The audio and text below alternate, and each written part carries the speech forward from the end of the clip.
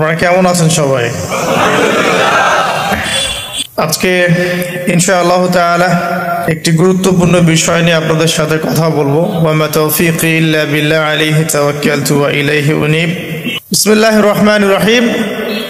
আজকে যে টপিকগুলো নিয়ে কথা হয়েছে আপনারা অলরেডি অনেক কথা শুনেছেন। তো আমি আসলে এই পরিস্থিতি সম্পর্কে আগে থেকে জানতাম না। এখানে আসার পর আমি বুঝতে পারলাম যে আসলে আমরা পারিপার্শ্বিকভাবে কোন জায়গায় আছি। এখন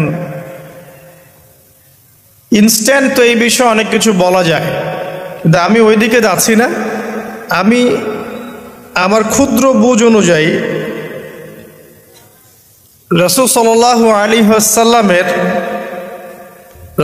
সাল্লাল্লাহু আলাইহি ওয়াসাল্লামের যে শান, যে মর্যাদা, তিনি যে শেষ নবী এবং তারপরে যে কোনো নবী আসবে না, এবং কেন তিনি শেষ নবী, তার মধ্যে স্পেশালিটি কি কি আছে, এই বিষয়গুলো নিয়ে একটু সংক্ষিপ্ত কথা বলবো ইনশাআল্লাহ।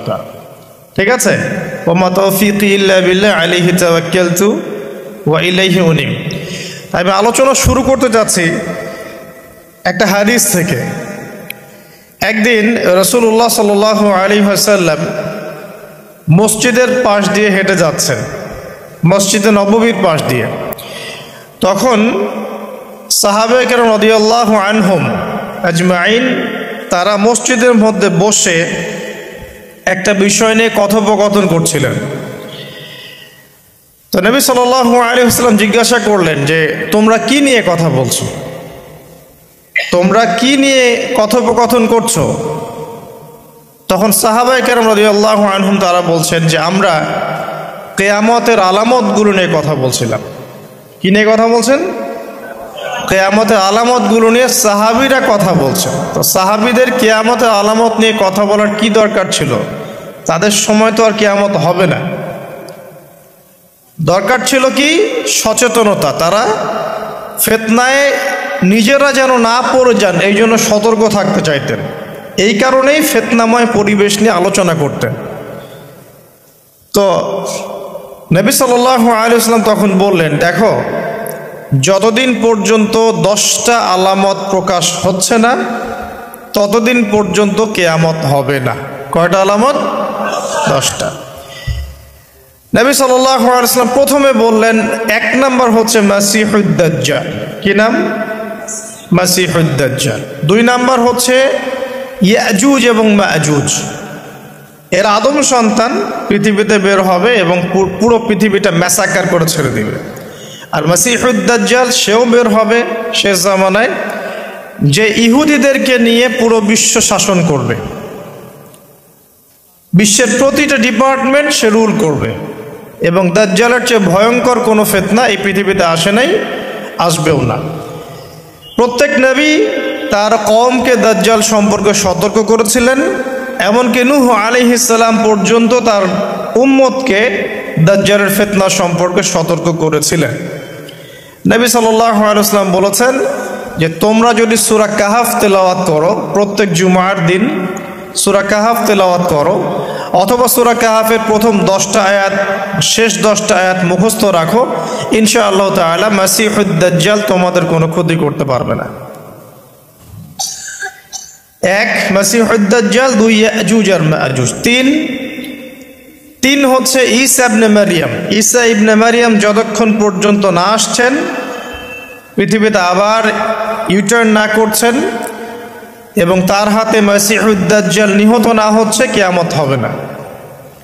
4 দাব্বাতুল আরদ, অর্থাৎ পৃথিবীর ভিতরে একটা প্রাণী আছে, মাটি ফেরে এই প্রাণীটা বের হবে কিয়ামতের আগে আগে, এবং এই প্রাণীটা মানুষের সাথে কথাবার্তা বলবে, কথা বলতে পারা প্রাণী। এ যতক্ষণ বের হচ্ছে না কিয়ামত হবে না ইনশাআল্লাহ তাআলা। কটা বললাম? 4টা। 5 হচ্ছে দুখান বা ধোঁয়া। এই পুরো পৃথিবীর আকাশটা একটা নির্দিষ্ট সময় পর্যন্ত ধোঁয়ায় ছেয়ে যাবে, এবং হতে পারে, আল্লাহু আলাম, হতে পারে যে সূর্যের আলো পৃথিবীতে পৌঁছাবে না, এমন ধোঁয়া হতে পারে। পুরো পৃথিবীটা ধোঁয়ায় ছেয়ে যাবে, এটা সূরা দুখানের মধ্যেও বলা আছে। এটা 5। 6 নম্বরে নবী সাল্লাল্লাহু আলাইহি ওয়াসাল্লাম বলছেন যে একটা ভূমিকম্প হবে পৃথিবীর পূর্ব দিকে। পৃথিবীর পূর্ব দিক মানে এই যে ভারত, পাকিস্তান, বাংলাদেশ, শ্রীলঙ্কা, ইন্দোনেশিয়া, ঠিক আছে, এই সিঙ্গাপুর, এই যে কন্টিনেন্ট, মালয়েশিয়া, এটা পৃথিবীর পূর্ব দিক। এদিকে একটা ভূমিকম্প হবে। তারপরে 7 পৃথিবীর পশ্চিমে একটা ভূমিকম্প হবে। পশ্চিম মানে বোঝেন না? পশ্চিমা বিশ্ব না, সৌদি আরব না, পশ্চিমা বিশ্ব, ব্রিটেন, ফ্রান্স, জার্মানি, তারপরে যে রাশিয়ান কন্টিনেন্ট, হ্যাঁ, ইউক্রেন, এদিকে আপনার আমেরিকা, এই পুরো পশ্চিমা বিশ্ব, এখানে একটা ভূমিকম্প হবে বড়। এবং এগুলো এমন হবে যেগুলোতে ভূমি মাটিতে ধসে যাবে, মাটিতে ডুবে যাবে। ভূমিকম্প না, ভূমিধস।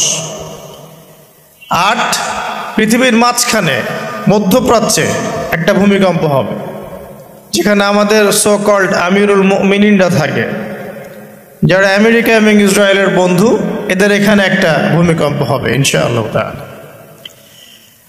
আর 9 ইয়েমেন থেকে একটা আগুন বের হবে। ইয়েমেন থেকে একটা আগুন বের হবে, যে আগুন মানুষকে হাসরের মাঠের দিকে তাড়িয়ে নিয়ে আসবে। আরেকটা বলেছেন 10 নম্বর, যেটা এই মুহূর্তে আমি ঠিক মনে করতে পারছি না। তো এই 10টা আলামতের কথা নবী সাল্লাল্লাহু আলাইহি ওয়াসাল্লাম বলেছেন না হওয়া পর্যন্ত, এই 10টা আলামত না আসা পর্যন্ত কিয়ামত হবে না। ঠিক আছে? আচ্ছা, এখন এই 10টার মধ্যে সবচেয়ে বড়টা কি? সবচেয়ে বড়টা হচ্ছে মাসিহুদ দাজ্জাল। সবচেয়ে বড়টা কি? ও 10 নম্বরটা মনে পড়েছে, আলহামদুলিল্লাহ। সূর্য উঠবে পশ্চিম দিক থেকে। সূর্য উঠবে পশ্চিম দিক থেকে, তাহলে আর সময় নাই, পৃথিবীর সময় শেষ। এই 10টা মনে থাকবে? আসেন বলি। প্রথমে কি? দাজ্জাল, তারপরে ইয়াজুজ আর মাজুজ, 3 নাম্বার ঈসা ইবনে মারইয়ামের প্রত্যাবর্তন, 4 নাম্বার দাব্বাতুল আরদ, জমিন থেকে প্রাণী বের হয়ে কথা বলবে মানুষের সাথে। ঠিক আছে? 5 নাম্বার কি বললাম? ধোঁয়া, দুখান। ঠিক আছে? 6, 7, 8 3টা ভূমিকম্প, পূর্ব দিকে একটা, পশ্চিমে একটা, পৃথিবীর মাঝখানে একটা। 9 নাম্বার ইয়েমেনের নাম শুনেছেন? ওই যে যেখানে সৌদিরা বোম মারছে আর কি, ইয়েমেনের বাচ্চাদেরকে বোম মেরে হত্যা করছে না, জানেন না খবর? তো ওই ইয়েমেনের ছোট ছোট বাচ্চারা শিয়া সুন্নির কি বোঝে আমার বুঝে আসে না। ওই ছোট ছোট বাচ্চাগুলো শিয়া সুন্নির কি বোঝে আমার বুঝে আসে না। আমেরিকার টাকা খেয়ে এরা ঠিকই বোম মারছে কেন? আর এই বোমগুলো তো এরা তৈরি করতে পারে না, আমেরিকার কাছ থেকে কিনে নেয়। তো ওই ইয়েমেন থেকে আগুন বের হবে, সে আগুন মানুষকে হাসরের মাঠের দিকে তাড়িয়ে নিয়ে আসবে। এবং 10 যেটা বললাম, সূর্য উঠবে পশ্চিম দিক থেকে, তখন তওবার দরজা বন্ধ হয়ে যাবে, তওবা আর করেও লাভ হবে না। 2টার সময় তওবা করে লাভ নাই। একটা হচ্ছে মৌতের যন্ত্রণা শুরু হয়ে গেলে, মৃত্যুর যন্ত্রণা শুরু হয়ে গেলে আগে পা থেকে শুরু হয়ে আস্তে আস্তে গলার দিকে আসে।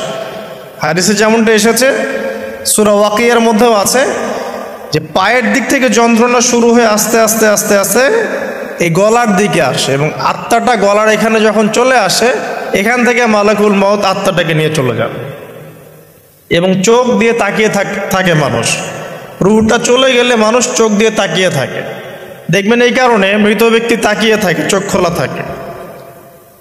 এবং তখন আসমান থেকে সিঁড়ি নামিয়ে দেওয়া হয়, ওই সিঁড়িতে করে আত্মা চলে যাচ্ছে, ও তাকিয়ে দেখে যে আত্মা চলে যাচ্ছে।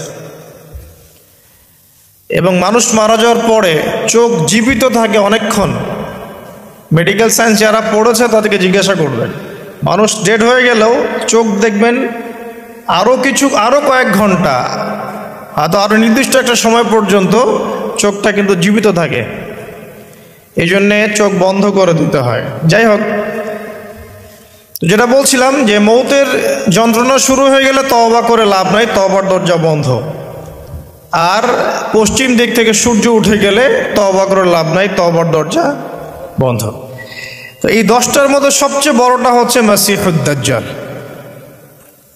কেন বড়? কারণ নবী সাল্লাল্লাহু আলাইহি ওয়াসাল্লাম নিজে বলেছেন যে পৃথিবীর ইতিহাসে আদম আলাইহিস সালাম থেকে শুরু করে মুহাম্মদ সাল্লাল্লাহু আলাইহি ওয়াসাল্লাম পর্যন্ত এই যে লক্ষ লক্ষ নবী রাসূল এসেছেন, পৃথিবীর এই যে শত লক্ষ বছরের হিস্ট্রি, এর মধ্যে দাজ্জালের চেয়ে ভয়ঙ্কর কোনো ফিতনা আসে নাই।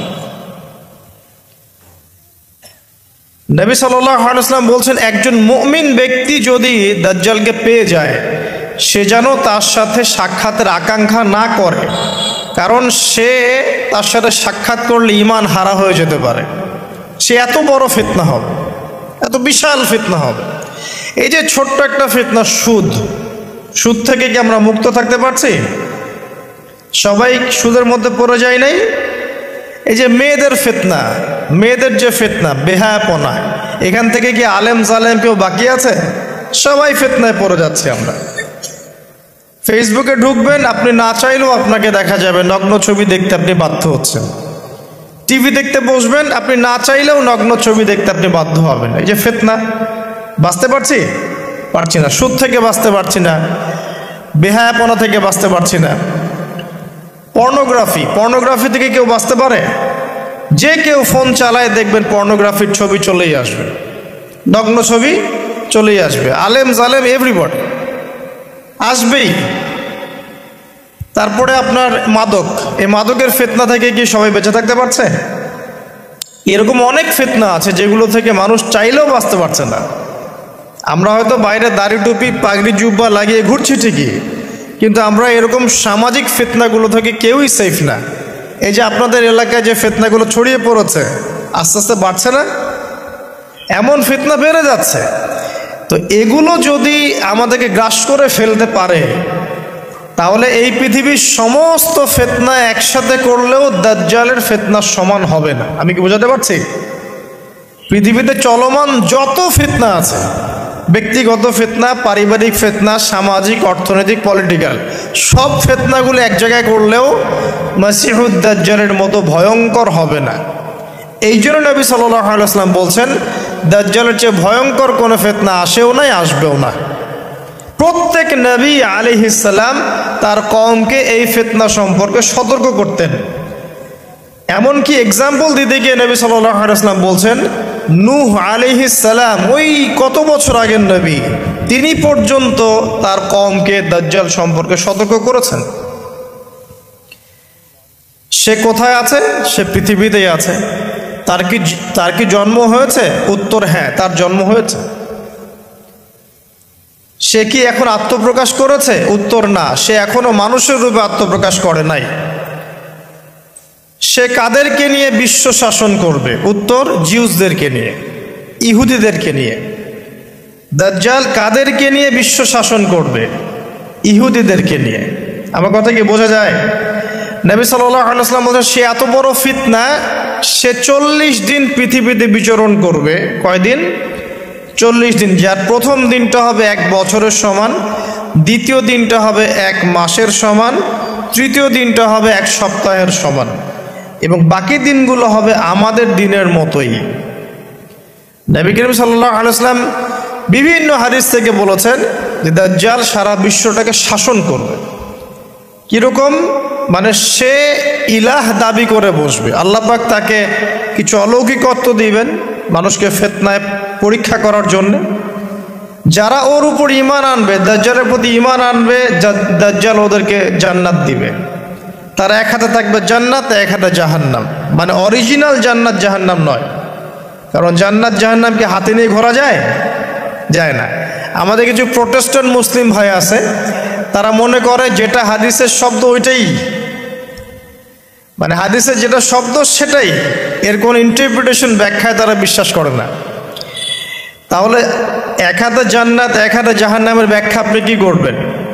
সত্যি সত্যি কি হাতে জান্নাত জাহান্নাম নিয়ে কেউ ঘুরতে পারে? পারে না। মানে কি? মানে হচ্ছে যদি কেউ দাজ্জালকে অনুসরণ করে, তার আনুগত্য করে, দাজ্জাল তাকে জান্নাতের নাজ নেয়ামত দিবে, পৃথিবীতে নাজ নেয়ামত দিবে, সে স্বাচ্ছন্দ্যে থাকবে, তার ফাইন্যান্সিয়াল অবস্থা ভালো হবে, তার স্ট্যাটাস ভালো হবে, পৃথিবীতে ভালো থাকবে। আর যদি কেউ দাজ্জালকে অস্বীকার করে, তার বিরুদ্ধে দাঁড়ায়, তখন দাজ্জাল তাকে অত্যাচার করবে, অন্যায় করবে, জুলুম করবে, তার অবস্থা পৃথিবীতে হেয় প্রতিপন্ন হয়ে যাবে, জান্নাত জাহান্নাম। দাজ্জাল এর বাহন হবে একটা গাধা। নবী সাল্লাল্লাহু আলাইহি ওয়াসাল্লাম বলছেন, সেই গাধার লম্বা প্রশস্ত কান থাকবে, যেই কানের নিচে কত হাজার মানুষ আশ্রয় নিতে পারবে। তো এখন এটা কি সত্যিকারের গাধা? দাজ্জালের কানের কথা বলা হচ্ছে, এই কানটা কি সত্যিকারের কান? যার নিচে এমন কোনো গাধা কি আছে বড় কানওয়ালা, যে আকাশে উঠতে পারে? এমন কোনো গাধা কি আছে যে আকাশে উঠতে পারে, যার বড় কান আছে, যার কানের নিচে হাজার হাজার মানুষ আশ্রয় নিতে পারে? আছে? নাই। তাহলে নিঃসন্দেহে এটা বাস্তবিক গাধা বোঝানো হচ্ছে না, বোঝানো হচ্ছে এমন কোনো বাহন যেটা আকাশ ফ্লাই করতে পারে এবং এত অত্যাধুনিক হবে যার যার পাখার নিচেই হাজার মানুষ আশ্রয় নিতে পারবে। এয়ারক্রাফট হতে পারে, আল্লাহু আ'লাম। আচ্ছা, আলোচনা হয়তো অনেক হাই স্কেলে চলে যাচ্ছে, আমি একটু কমাই নিয়ে আসি। এক কথায় সংক্ষিপ্ত করে বোঝেন, দাজ্জাল পুরো বিশ্বটাকে রুল করবে, শাসন করবে। ঠিক আছে? কাদেরকে নিয়ে শাসন করবে? কাদেরকে নিয়ে? ইহুদিদেরকে নিয়ে। আচ্ছা, ইহুদিদের মধ্যে দুটো ভাগ আছে। এক ভাগ হচ্ছে সত্যিকার অর্থেই কিছু কিছু ক্ষেত্রে তারা তাওরাত, এই যে জাবুর, ইনজিল, এগুলোর প্রতি একটু মানে অনুগত আর কি। আরেকগুলো আছে বেশিরভাগই এরা হচ্ছে বদ প্রকৃতির। এরা এই পৃথিবীতে, সারা পৃথিবীতে জায়নিস্ট মুভমেন্ট ছড়িয়ে দিয়েছে এবং তারা বিশ্বের প্রত্যেকটা ডিপার্টমেন্ট নিয়ন্ত্রণ করা শুরু করেছে এখন। এবং তারা সারা বিশ্বর যত মানে সেন্সিটিভ ইস্যুগুলো হচ্ছে, এর পিছনে কলকাঠি নাড়ে আর কি। এখন যদি কাউকে মনে করেন, আপনাকে যদি বিশ্ব শাসন করতে হয় এবং আপনার সাথে কিছু অনুসারী থাকে, তাহলে আপনাদেরকে কিছু কাজ করতে হবে। তো আমার কথা বোঝেন। মনে করেন যে আমি বিশ্ব যদি শাসন করতে চাই, তাহলে আমার তো কিছু মানুষ লাগবে, লাগবে না? লাগবে। আচ্ছা, তারপরে আমার তো একটা ভূখণ্ড লাগবে, লাগবে না? একটা দেশ লাগবে না? একটা সার্বভৌমত্ব লাগবে না? আমাকে পৃথিবীর সমস্ত অর্থনৈতিক বিষয়গুলো নিয়ন্ত্রণ করতে হবে না? কারণ ইকোনমি নিয়ন্ত্রণ করতে না পারলে কি ওয়ার্ল্ডকে শাসন করতে পারবে? মনে করেন ওয়ার্ল্ডের ব্যাংকিং সিস্টেম, ইকোনমিকে কেউ নিয়ন্ত্রণ করছে না, সে কি রুলিং স্টেট হতে পারবে? শ্রীলঙ্কা, সে কি বিশ্বের রুলিং স্টেট? সে কি বিশ্বের অর্থনীতি নিয়ন্ত্রণ করে? বরং সে তো দেউলিয়া হয়ে গেল, তাই না? আমেরিকা, ইসরায়েল, ওরা কি দেউলিয়া হয়েছে? না। তারা কি বিশ্বের অর্থনৈতিক বিষয়কে নিয়ন্ত্রণ করে? করে। চায়না, তারা কি দেউলিয়া হয়েছে? তারা কি বিশ্বের অর্থনীতি নিয়ন্ত্রণ করতে পারে? পারে। তো এক কথায় বোঝেন, আপনাকে যদি রুল করতে হয় সারা ওয়ার্ল্ডকে, প্রথমত আপনার একটা ল্যান্ড লাগবে, একটা কিছু মানুষ লাগবে আপনার, এবং সেই মানুষগুলো রামসাম যদুমধু হলে হবে না, সেই মানুষগুলো হতে হবে সবচেয়ে বুদ্ধিদীপ্ত মানুষ, ট্যালেন্টেড মানুষ, যারা পৃথিবীর সব কিছু নিয়ন্ত্রণ করার যোগ্যতা রাখে। সায়েন্টিস্ট লাগবে আপনার ইকোনমিস্ট লাগবে, আপনার কলামিস্ট লাগবে, মিডিয়ার পার্সন লাগবে, পলিটিশিয়ান লাগবে, সূক্ষ্ম বুদ্ধিসম্পন্ন মানুষ লাগবে। এই মানুষগুলো কি তারা জোগাড় করতে পেরেছে? পশ্চিমা সভ্যতা পেরেছে? আচ্ছা, আর কি লাগবে? আপনার নির্দিষ্ট ভূখণ্ড লাগবে, এবং ভূখণ্ডটা স্বাধীন হতে হবে, কারো পরাধীন হলে চলবে না। ইসরায়েল কি স্বাধীন হয়েছে? ইহুদিরা কি রাষ্ট্র গঠন করেছে? করে নাই? আপনারা তো খবরই রাখেন না দেখি। ইহুদিরা কি রাষ্ট্র গঠন করে নাই? কত সালে বলেন? সুবহানাল্লাহ। এমনি হবে না।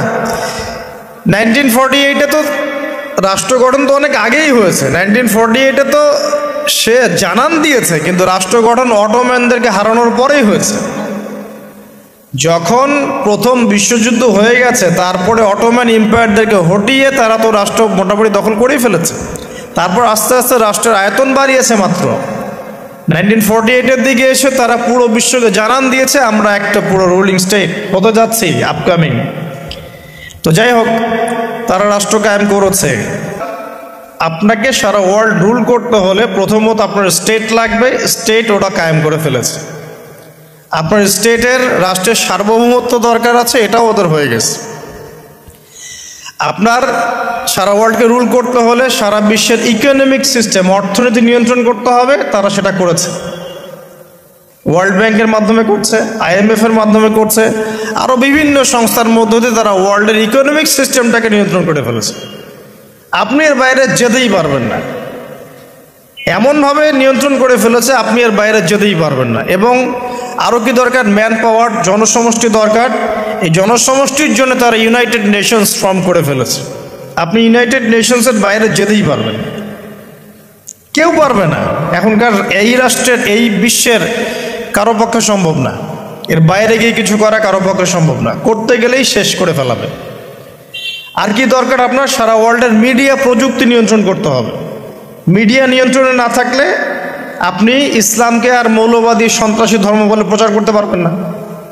তো মিডিয়া নিয়ন্ত্রণ করতে হবে। মিডিয়া অলরেডি নিয়ন্ত্রিত, ওদের সমস্ত বড় বড় মিডিয়া ওদের হাতেই। আর কি লাগবে আপনার? টেকনোলজি। এই যে আপনি গুগল চালান, অ্যাপেল ইউজ করেন, এইটা ওইটা করেন, ফেসবুকিং, ইউটিউবিং, সব কিছু ওদেরই। আর আমরা মনে করি ফেসবুকের মধ্যে দিয়ে আমরা দিন কায়েম করে ফেলাবো একেবারে। মানে ইহুদি খ্রিস্টানদের প্ল্যাটফর্মে আইসা ওর মধ্য দিয়ে আমি চাচ্ছি দিন ইসলাম প্রতিষ্ঠা করে খেলাফত কায়েম করে ফেলাবো একেবারে। কত বড় বোকা! এটা মাছ ধরার জাল বিষয়ে রেখে দিছে একটা। এগুলো হচ্ছে জাল, কারা কারা টোপ দেয় ওইটা ধরে টান দিবে ওরা। কথা হয়তো বুঝতে পারেন না, মাথার উপর দিয়ে যাচ্ছে, বুঝতে পারতেছি। কয়েকবার লেকচারটা দেখবেন ভিডিও ইউটিউবে, তারপরে বুঝতে পারবেন ইনশাআল্লাহ। এগুলো মাছ ধরার টোপ। জাল ফেলেন না আপনারা? বাঘ শিকার করার জন্য হরিণকে বিসর্জন দেয় না মানুষ? এগুলো সেই টোপ। মাছ ধরতে গেলে আগে যে চারা দেন না, এই ফেসবুকিং, ইউটিউবিং, এগুলো চারা দেওয়া। হ্যাঁ, এর মধ্যে কিছু কল্যাণকর দিক আছে, এটা ক্ষতির চেয়ে নিতান্তই কম, ক্ষতি বেশি। তারপরে আর কি নিয়ন্ত্রণ করতে হবে? সবচেয়ে বড় জিনিসটা, সেটা হলো অস্ত্রশস্ত্র। সারা বিশ্বের যত মারণাস্ত্র আছে, এমন অস্ত্র যেটা একটা বোম ফেললে একটা দেশ উড়ে চলে যাবে, এরকম অস্ত্রশস্ত্র নিয়ন্ত্রণ করতে হবে। সেটা করেছে না করে নাই? করেছে। এই যে দেখেন, এখন আপনি বুঝতে পারছেন যেটা আপনাকে সারা ওয়ার্ল্ডকে রুল করতে হয়, তাহলে আপনাকে এই সমস্ত বিষয়কে রুল করতে হবে। এগুলো রুল না করতে পারলে আপনি ওয়ার্ল্ডকে রুল করতে পারবেন না। আর নবীজি বলছেন দাজ্জাল সারা বিশ্বকে কি করবে? বলেন, সারা বিশ্বকে রুল করবে। তার মানে দাজ্জালকে এগুলো নিয়ন্ত্রণ করতে হবে, এবং দাজ্জালের ফলোয়ার্স যারা আছে ওদেরকে এগুলো নিয়ন্ত্রণ করতে হবে। এখন বলেন, পশ্চিমারা এবং জিউসরা এগুলো নিয়ন্ত্রণ করছে কি করছে না? তার মানে দাজ্জাল আসার সময় কাছে না দূরে? এবার বুঝতে পারছেন? এখন আসেন অন্যদিকে আসেন। শুধু এগুলো করলেই তো হচ্ছে না, এর পথে একটা বাধা আছে। ওই রুলিংসের পথে একটা বাধার নাম হচ্ছে মুসলিমরা। কারা? মুসলিমরা। কারণ মুসলিমরা জানে যে দাজ্জাল মিথ্যা, আল্লাহ পাক এটা পরীক্ষা করছেন। হ্যাঁ, ও যে আল্লাহ দাবি করবে, নিজেকে গড দাবি করবে, বা সারা ওয়ার্ল্ডকে রুল করবে, এর বিরুদ্ধে একমাত্র শক্তি হিসেবে দাঁড়াতে পারলে মুসলিমরাই দাঁড়াতে পারবে।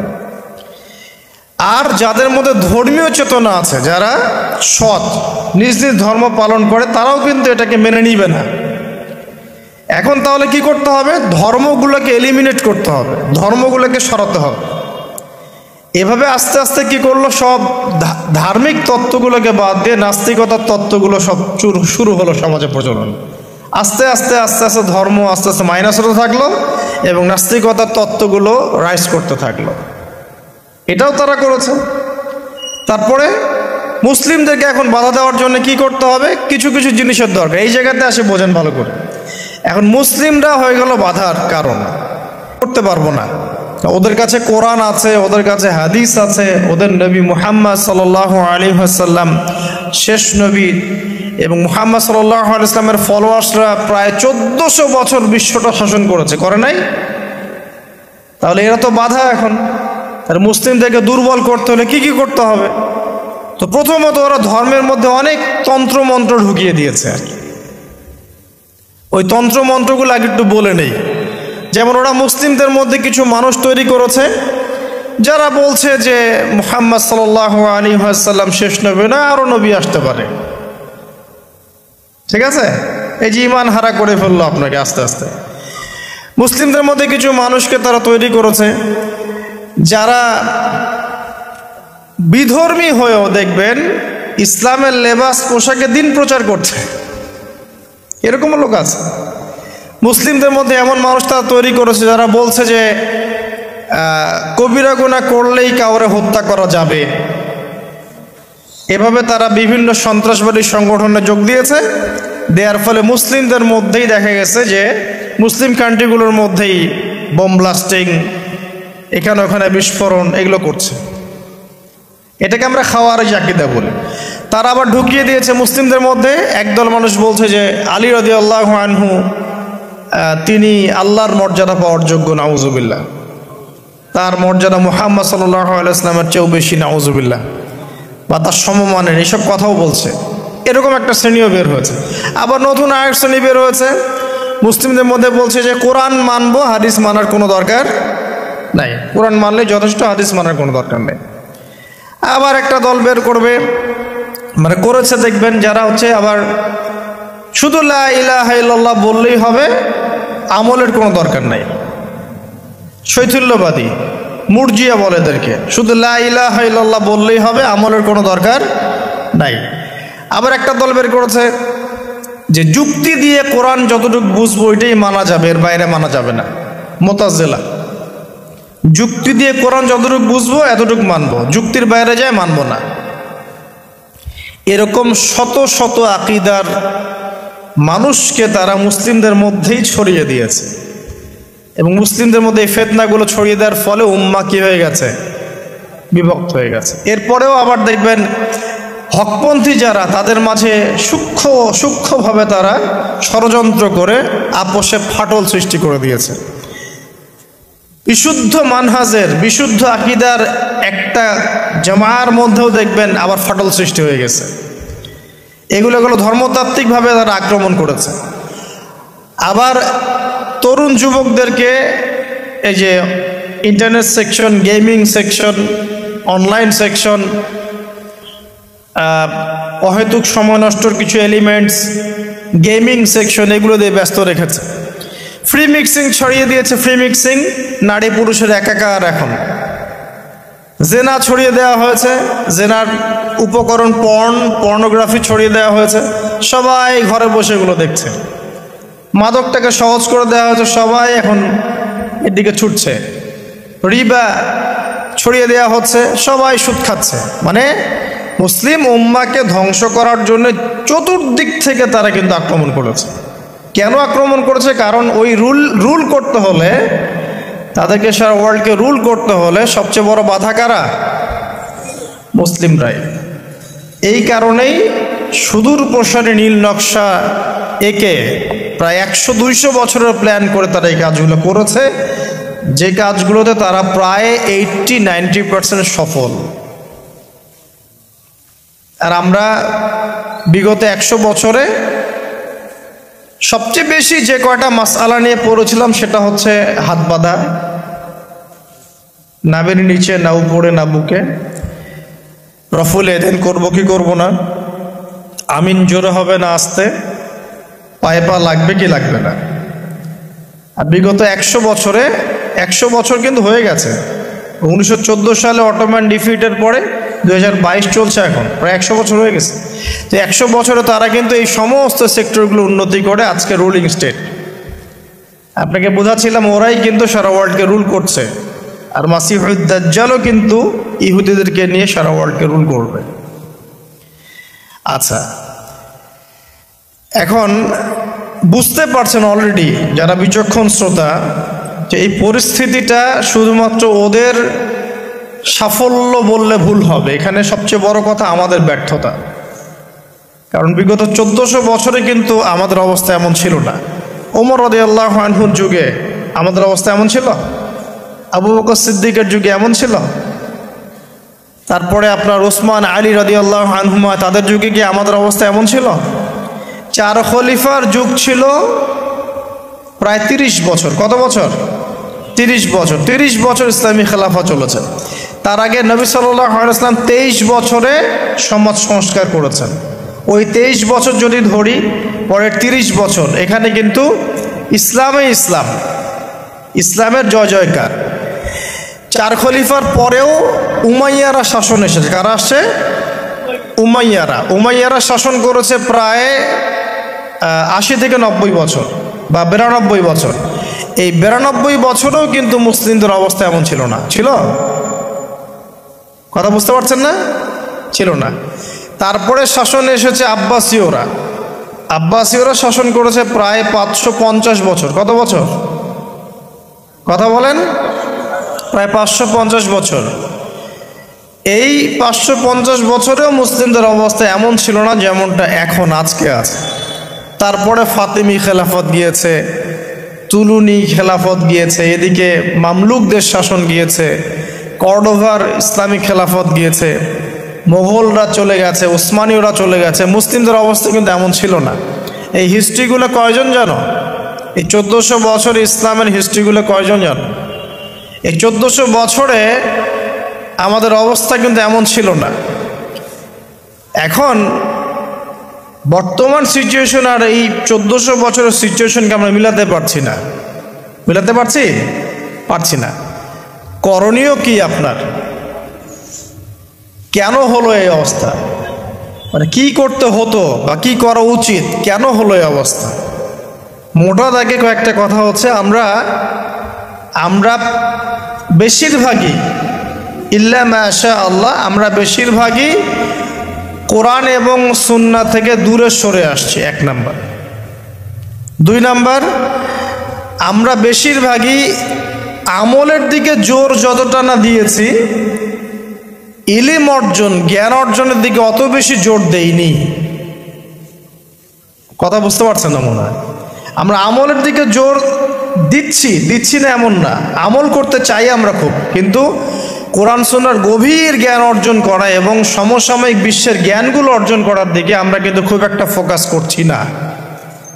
আর অনেকে তো এখন পর্যন্ত এই যুগে এসেও জেনারেল শিক্ষাকে স্বীকৃতি দিচ্ছেন না। এই শিক্ষাটার দরকার আছে, কোরআন সুন্নাহর সাথে এই শিক্ষাটা অর্জন করলে বিশ্বকে এগিয়ে নেওয়া যাবে, আমরা তো স্বীকৃতি দিচ্ছি না। ইংরেজি শিখলে এখনও অনেকের চুলকানি হচ্ছে, না দরকার নাই। ম্যাথামেটিক্সের দরকার নাই, সায়েন্সের দরকার নাই, আইসিটির দরকার নাই, হ্যাঁ, আন্তর্জাতিক বিশ্ব সম্পর্কে জানার দরকার নাই। এগুলো কিন্তু আমরা এখনও ঢুকাচ্ছি না। ঢুকালেও খুব লো স্কেলে, যেটাতে খুব একটা কাজ হচ্ছে না।